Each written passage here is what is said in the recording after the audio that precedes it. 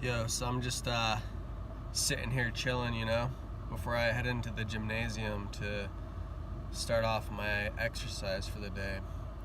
And I'm just kind of overcome with this moment. I'm parked in the sunlight, listening to some good tunes, reminiscent of a time in my life in which I felt as though I was a part of things going on, and as though life itself was easy to enjoy, and the enjoyability of life wasn't something which was directly dependent upon the difficulty of life.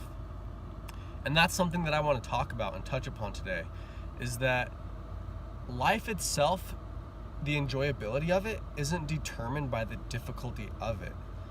When I look back upon my life thus far, a lot of the best moments which I've experienced have been during times in which I myself would classify as times of ease.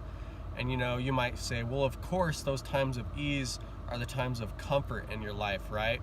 But it's only because of the difficult times in which we ourselves can then experience those good times. Well, I don't necessarily think that's the case.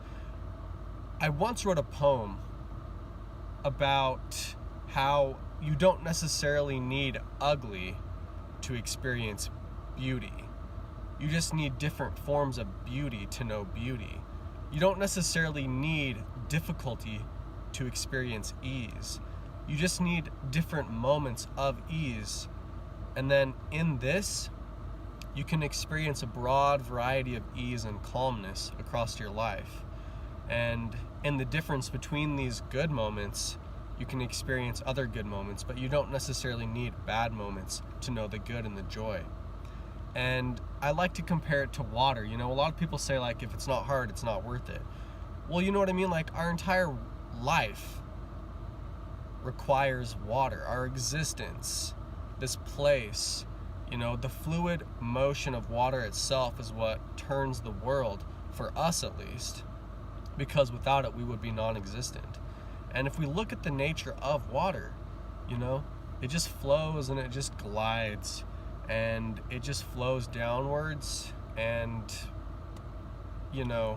pretty much overcomes all pathways of resistance. But it's not like this hard and thrashing thing, this living thing which is hell-bent upon, escaping the borders of what it is and trying to overcome what it's not. No, it accepts what it itself is and is happy with it, and it just glides across the face of the earth. And it conforms to gravity and it flows downhill, right? But then it's brought back up again to the highest peaks. However, it doesn't necessarily strain itself to reach those highest peaks, is what I'm getting at here. Literally, it reaches those highest peaks. It's evaporated up into the air, it condenses and then falls, right? And it falls onto the highest locations on the planet. And then it restarts this entire cycle over again of, simply falling and experiencing and flowing through the joy of life.